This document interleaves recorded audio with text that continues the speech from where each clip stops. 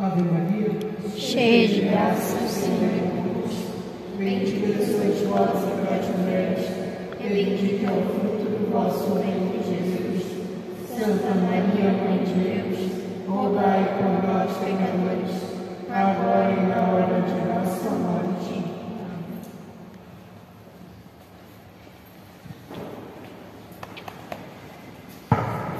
Agora sim. Boa noite, povo de Deus. Boa noite.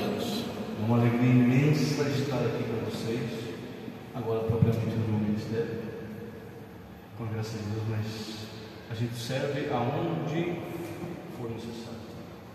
Servo coração disposto ao servir. Esse é o primeiro fruto de uma boa conversão. Meu nome é Roberto, eu tenho 33 anos, sou casado, pai de 4 filhos. A minha filha mais velha veio hoje comigo em missão. Sempre uma alegria poder sair de família. O meu menino também está por aí. Família grande a gente traz devagarinho para não assustar o povo. A minha esposa ficou com o neném e a outra nossa menina em casa. A gente mora e trabalha no centro de Quadraça mesmo. Sou servo do grupo de oração. Vem segue. Eu tenho problema com o nome de grupo de oração. Muito nome, muito grupo de oração. E sirvo nos ministérios de pregação e de formação. Meus queridos amados, o que a palavra vem nos trazer hoje é uma reflexão duríssima, como de costume quando vem pregar. Mas lembrem-se, por tudo que é mais sagrado, quando o Senhor enrijece conosco, quando o Senhor está nos procurando com uma vara da disciplina, quando Ele vem até nós e nos dá a condição de melhorar, de evoluir a nossa vida espiritual, é momento de graça. Portanto, fique muito feliz que o Senhor te trouxe aqui para isso essa noite. Abre a tua palavra na carta de São Paulo aos Filipenses, capítulo 3, versículos do 1 ao 3. Carta de São Paulo aos Filipenses, capítulo 3, versículos 1 a 3. Quando a gente descarta de algum santo, é sempre no finalzinho da Bíblia, só fica ali, né? Já fica lá depois dos Evangelhos.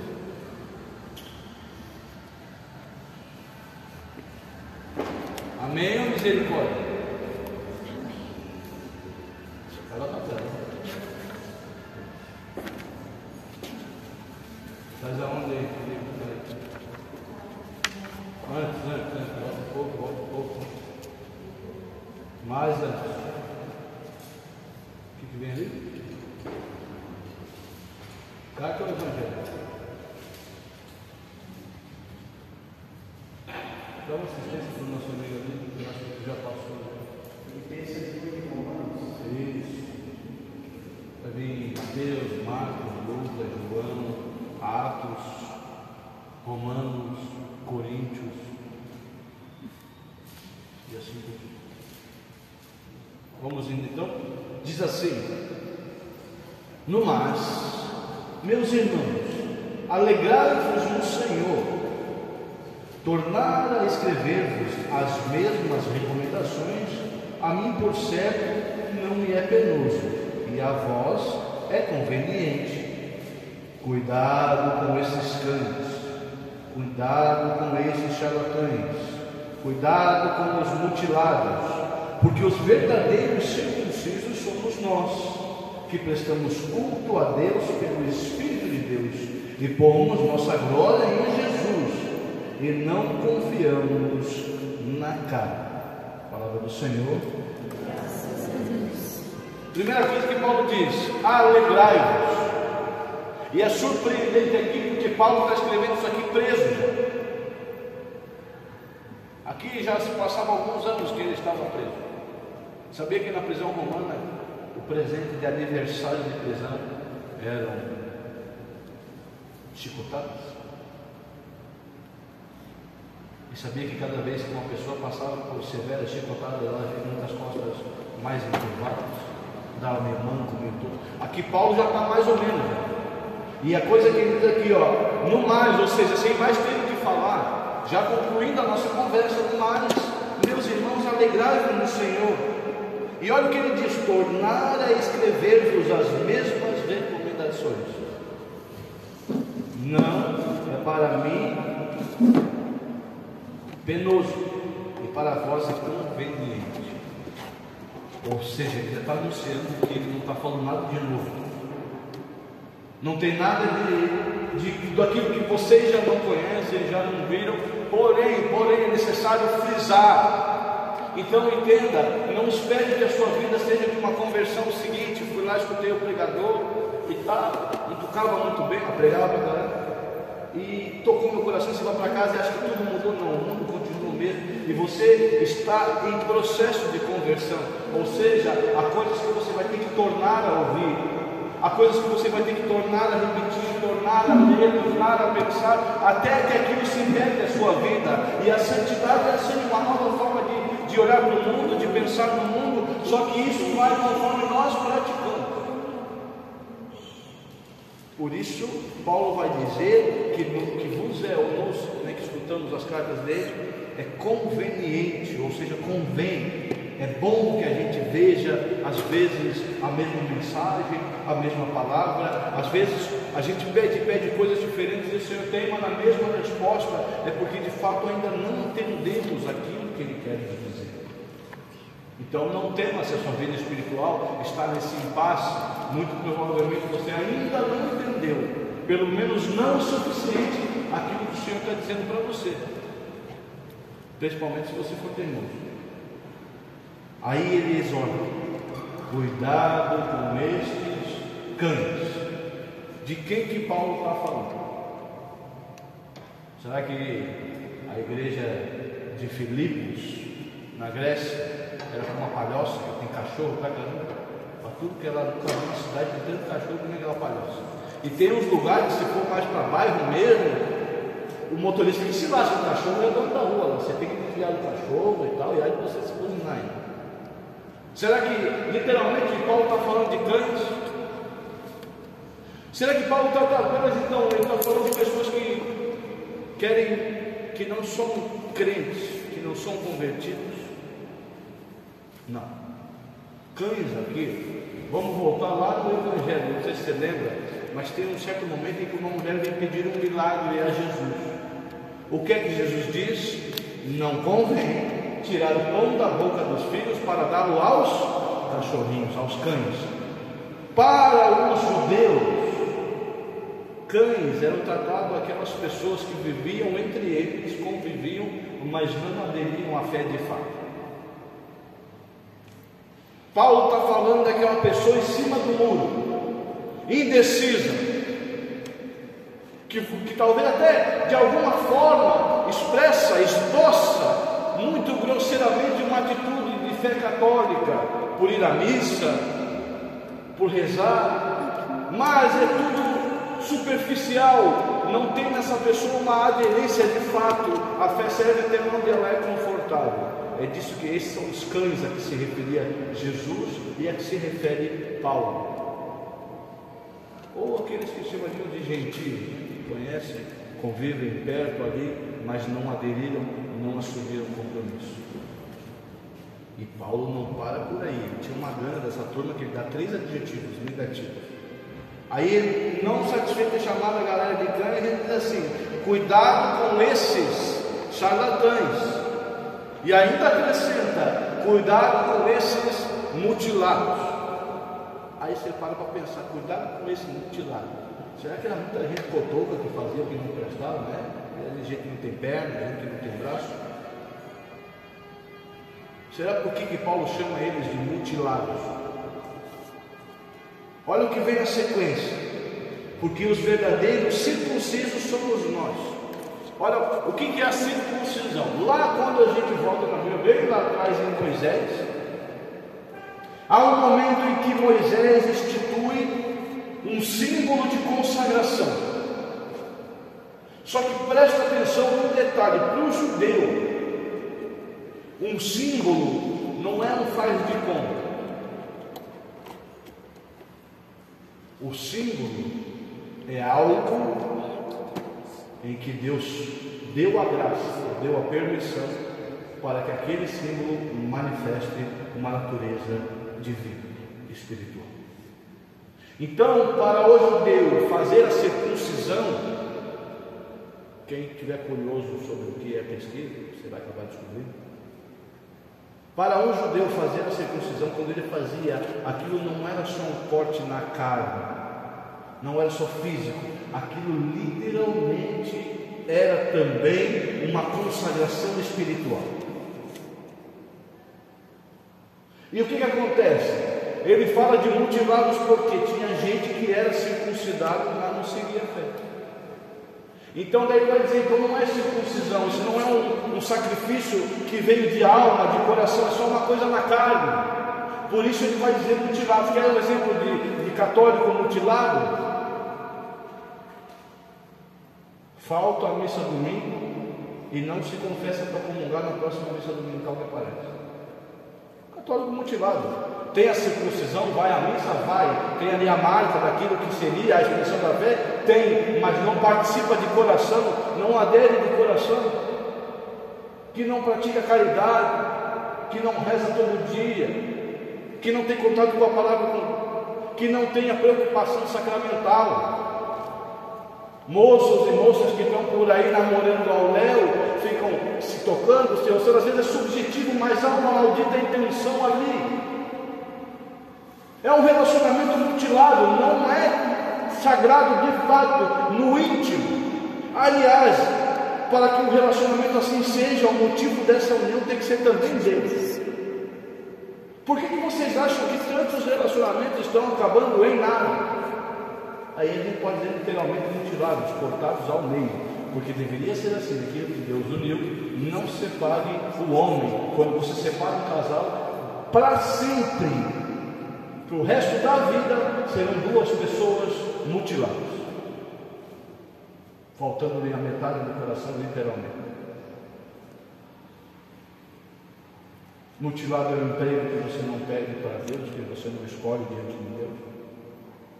Todas as escolhas, tudo aquilo que a gente faz, é isso que Paulo está chamando de mutilados. Um monte de gente que faz na fachada, que faz na ambiência, que faz na aparência, mas não é uma expressão digna de fé. A esses ele chama de mutilados, charlatães e cães, e pede que a gente cuide de estar convivendo, de estar no ambiente dessas pessoas. É isso que ele fala, ó, presta atenção, cuidado com esses cães, cuidado. Por quê? É Paulo que está dizendo. Não dá para conviver com pessoas que têm uma mentalidade oposta à sua fé. Inevitavelmente vai incorrer em contato, em choque. Porque você vai expressar a sua fé num mundo em que a maioria das pessoas parece que você está cuspindo alguma coisa na cara. Se você diz que não pode sair no domingo, você vai à missa. É a minha vida. É a minha escolha, mas o mundo inteiro se incomoda com isso. Se eu escolho ter um relacionamento santo, um casamento santo, aberto à vida, aí, meu Deus do céu, porque não pode, porque não deve, blá, blá, blá, blá, blá, blá. E vá olhar a vida das pessoas que falam então. Se você se preocupa tanto com as pessoas que ficam falando daquela prática espiritual que você quer fazer e ficam querendo fazer você se envergonhar, faça o teste, não, belezinha, então vamos ver a sua vida. Vem cá você, que é o cara que está aqui criticando a minha tentativa de chegar a Deus, vem cá você e me diz como que eu vou consertar a minha vida. Então, faça essa experiência e vê se essa pessoa que te critica é digna de dar o mesmo conselho que Deus te daria. Então para de se preocupar com isso aí e para de ter uma vida mutilada, uma espiritualidade mutilada, e a partir daí tudo que nós fazemos acaba sendo mutilado. Pode ter aparência de pregação. Pode perguntar para os meus filhos que estão aqui se o que vocês ouvem aqui eles não ouvem em casa 3, 4 vezes, para frisar, para não esquecer. Meus filhos, eles não têm medo de apanhar, eles têm medo de sermão. Porque se fizer a mesma cagada, vai escutar tudinho de novo, desde o começo até o final. Não é assim, Helena? Se eu não viver daquilo que eu prego, então a minha fé é uma pessoa mutilada. E esse sentimento, desculpa dizer que a maioria tem no coração. Parece que está faltando alguma coisa. Puxa, mas eu rezo. E tem gente que faz por protocolo. Gente que chega para mim e diz assim: Roberto, eu fui na tua formação lá no Ministério de Pregação, apostila 1, espiritualidade, eu estou fazendo a lectura divina todos os dias, estou rezando todo dia, estou me confessando uma vez por mês, estou indo à missa dominical e não estou sentindo nada. Como? Eu pergunto, como você vai diante da presença de Deus? Porque aquilo que os judeus acreditavam na questão do simbolismo ritualístico, nós acreditamos também. É por isso que no pão, ele tem aparência física de pão, mas tem a autorização de Deus para ser a manifestação da sua presença real. Então a missa não é um faz de conta para lembrar da morte de Cristo, não. Esse ritual ganhou de Deus a graça de manifestar aquilo que realmente aconteceu. Então, quando o padre cruza a marquise da porta central da igreja e vem naquela procissão, ele é o Cristo que vai na direção do Calvário para ser pregado na cruz. E tem gente que vai à missa e nem olha para o centro do corredor, que sai da missa sem a procissão de saída, sem esperar o Cristo glorioso que vai para o céu e lá vai nos chamar. Aí não é à toa que há uma religiosidade mutilada, não é? Aí você vai dizer assim: as minhas orações não funcionam. Mutilada.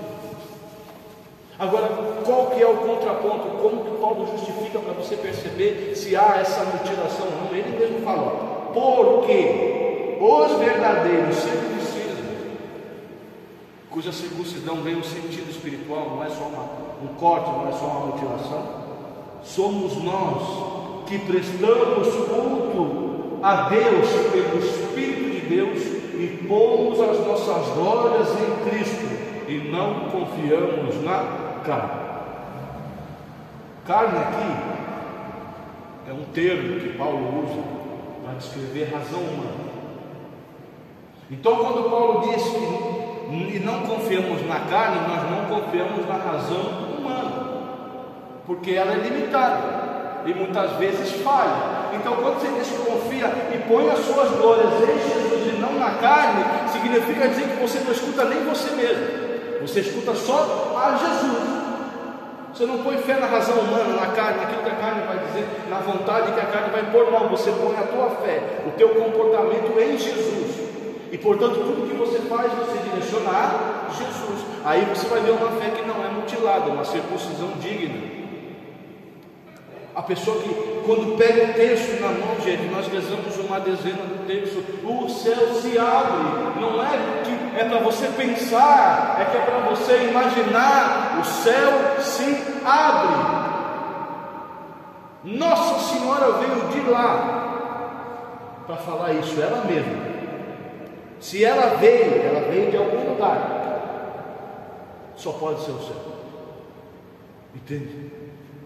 O texto não foi nem uma criação humana, porque tem devocionais, que nem a oração de São Miguel, foi o Papa que escreveu, por exemplo, né? Então tem devocionais que nós temos dados pelos homens, santos homens sagrados, como entende? Agora tem alguns que Nossa Senhora veio ela mesma pedir. O exemplo, o escapulário. O texto é um texto.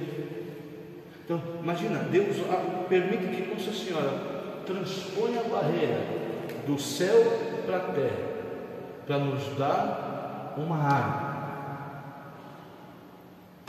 E você, quando pega isso aí, ou seja, nós devíamos pegar o terço e o coração, porque o céu vai abrir, uma graça vai ser derramada. Então a gente reza não para ver o que vai acontecer, mas tendo certeza de que que algo vai acontecer. Aí sim é uma fé circuncidada, é uma fé que conecta o corpo e a alma, é uma fé que une o físico e o celeste, é uma fé que nos faz ser aquilo que Deus nos criou para ser, conectar o céu e a terra, porque dentro da criação nem os anjos têm essa condição de ter as duas naturezas, só o homem, só você é capaz de conectar o material ao imaterial. Por isso o pão se torna Cristo, é o material que se torna imaterial pela graça de Deus através do Espírito Santo, como Paulo mesmo fala, prestamos culto a Deus pelo seu Espírito e botando glórias em Jesus. Paulo está falando que ele é da Santíssima Trindade. Entende? Essa é a marca dos circuncisos e não dos mutilados.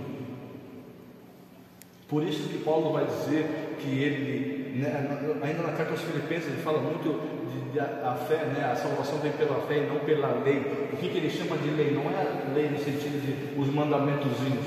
Lei é a razão humana. Se você servir a Deus, porque se você precisar pensar no porquê, então significa que você precisa dar razão humana para servir. Querido, você serve a Deus porque não tem porquê, você é para Deus. Entende? A tua função todinha é estar diante de Deus e adorá-lo eternamente. Então não tem um porquê vir aqui, é uma necessidade. Mesma coisa que se fosse comer, alguém era, por que você vai comer? A senhora, eu estou com fome. Espiritualmente é a mesma coisa. Mesmo. O convite que o Senhor nos faz é para que realmente nós façamos valer o nosso batismo. Que como a circuncisão lá no Velho Testamento marcava a entrada do homem na fé, conduzida pelos pais, o nosso batismo tem essa mesma ambiência, marca o nosso início, mas que seja um batismo real e não um batismo mutilado. E gente, não estamos falando de ações temerosas. Até agora a gente só falou da tua vida, você com Deus. Então não é para você sair carregando um monte de gente nas tuas costas e cuspindo glória para tudo que é lado e curando todo mundo, ainda não. Nós estamos falando da intimidade de você e Deus. E a coisa para mim assim que é engraçado, triste e engraçado ao mesmo tempo. Não sei dizer bem o sentimento. É o seguinte, já percebeu? Olha só, loucura. Tudo o que nos leva para Deus não custa nada. Custa você vir comungar? Tem taxa? Tem taxa. Quando a gente fala dos sacramentos, a taxa que a igreja cobra é uma taxa de manutenção material, porque tem que o certificado, tem inverno, tem a luz da igreja, tem a pessoa que vem, tem gasolina, tem deslocamento, mas o sacramento não pode ser cobrado. Então tudo que nos leva para Deus não custa nada. Custa alguma coisa você sentar na bendita beira da sua cama e dizer boa noite, Jesus, boa noite, Nossa Senhora, boa noite, Espírito Santo. Custa? Não custa nada. Agora, o contraponto que me deixa perplexo é o seguinte: tudo que leva ao pecado custa. Droga custa, bebida custa, pornografia custa, sexualidade desregrada custa. Quando não custa financeiro, alguns levam a custar a sua própria vida mesmo e arrancam do jeito que não tem. Perceba, quem financia a sua perdição é você mesmo. É você que senta a bunda no sofá, e, em vez de ler um bom livro, de rezar, vai olhar a televisão. Violência, morte, sexualidade, blá, blá, blá, blá, blá. É você, a decisão é sua. Aí você pede que Deus mude a sua vida, mas você não muda. Ah, Senhor, desperta o meu coração para a oração. Beleza, então, o Senhor vai te dar a graça de despertar o teu coração para a oração. Mas o que você vai fazer? Você, para despertar o teu coração para a oração. Marcar uma hora, disciplina, rezar sempre de Deus do horário, as mesmas orações, no caso, se for o terço, alguma ladainha. Conforme você for aplicando essa disciplina na sua vida, Deus vai derramando a graça de você ter gosto pelo gosto. Agora não adianta nada, é uma fé mutilada, você sentado pedir graça, como se fosse mágica, né? Como se tocar bem assim, cantar bem assim, fosse mágica, pum, você assim, do nada. Gente, para ser medíocre assim, eu tive que treinar muito na minha vida, tocar muito violão e cantar muito para fazer mal feito o que eu faço. Não cheguei em nível de excelência porque Deus não quis, não, porque eu não me dediquei. Ponto, simples. Ah, não, porque Deus não quis que eu tocasse violão bem. Deus quer que você faça tudo que você botar a tua mão, tenha a excelência. Ele falou, onde pisar a planta dos teus pés eu te dou, desde que você esteja comigo. É disso que Paulo chega, absolutamente chega de ter uma fé mutilada. Que nós façamos valer o nosso batismo, que nós façamos valer aquilo que Deus tem nos dado, a graça habitual, o dia a dia, valer esse sol que Ele levanta todo dia para te iluminar, valer a vida, valer o ar que invade o teu coração. Nós precisamos tomar uma decisão. Isso também não é novo, mas é necessário. Nós precisamos deixar o Senhor tomar o nosso coração como um todo. Não dá, chega de viver essa fé mutilada. É contra-testemunho para você e para as pessoas. Que a gente possa aceitar esse convite que o Senhor faz de dizer, filho, eu te quero todo. Eu te quero todo. E vai trazendo no seu coração nesse momento aquilo que justamente tem impedido isso.